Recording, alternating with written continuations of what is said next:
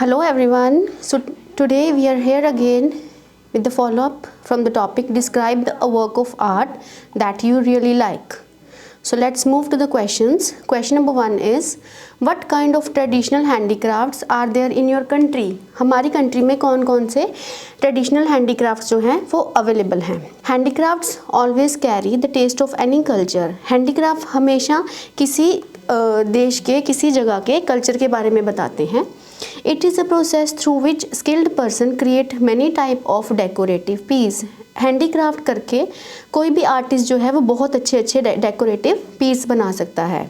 There are different handicrafts popular in my country. हमारे देश में बहुत से हैंडीक्राफ्ट जो हैं वो पॉपुलर हैं, जैसे कि phulkari, paranda, stone handicraft, pottery, stone के ऊपर हैंडीक्राफ्ट करना, पोट्री मतलब मिट्टी की चीज़ों से हैंडीक्राफ्ट बनाना, हैंड निटेड कारपेट जो हैंड से निट करके कारपेट्स बनाए जाते हैं, गोल्ड एंड सिल्वर ज्वेलरी. इसके अलावा गोल्ड और सिल्वर के ऊपर भी बहुत सा हैंडीक्राफ्ट किया जाता है.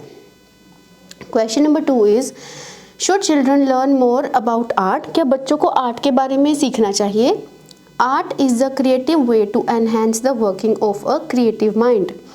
आर्ट एक ऐसा वे है जिससे एक क्रिएटिव माइंड के काम के बारे में पता चल सकता है. If children are indulge in different artistic activities it may improve their different skills. अगर बच्चे डिफरेंट आर्टिस्टिक एक्टिविटीज़ में पार्ट लेते हैं तो उनसे उनकी डिफरेंट स्किल्स जो है वो भी इम्प्रूव होती हैं. जैसे उनकी कॉग्निटिव स्किल्स होगी, इंटरपर्सनल स्किल्स होगी, ग्रॉस मोटर स्किल्स होगी. ये सभी तरह की स्किल्स जो हैं ये उनके डिफरेंट एक्टिविटीज़ में पार्ट लेने से इम्प्रूव होती हैं.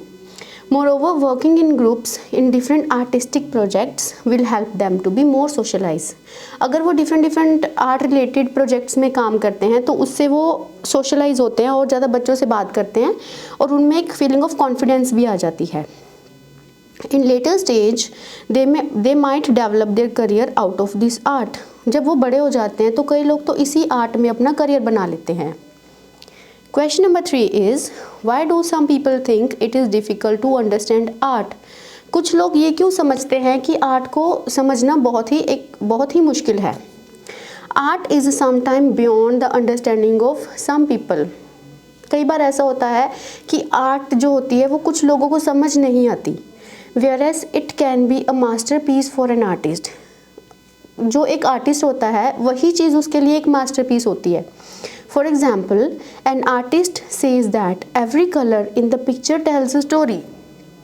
जैसे एक एग्जाम्पल है कि एक आर्टिस्ट जो है वो कहता है कि हर पिक्चर का हर एक कलर जो है वो अपने आप में एक स्टोरी बताता है.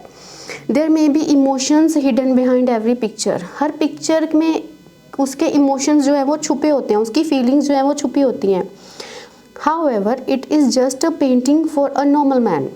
पर एक आर्टिस्ट के लिए तो ये बहुत बड़ी चीज़ है उसका आर्ट. पर अगर हम किसी नॉर्मल मैन की बात करते हैं तो वो उसके लिए सिर्फ ये एक नॉर्मल पेंटिंग सी है. Because he doesn't look that painting with those creative eyes. क्योंकि वो उस पेंटिंग को उन क्रिएटिव आँखों से नहीं देख सकता जिन क्रिएटिव आँखों से एक आर्टिस्ट देखता है. Do you think art should be added in school curriculum? क्या आपको लगता है कि आर्ट को स्कूल के करिकुलम में भी ऐड करना चाहिए? There are many benefits of learning art. Art को सीखने के बहुत से बेनिफिट्स होते हैं. Art should be added to their school curriculum. Art को स्कूल के करिकुलम में ज़रूर ऐड करना चाहिए. This helps them in developing of different skills.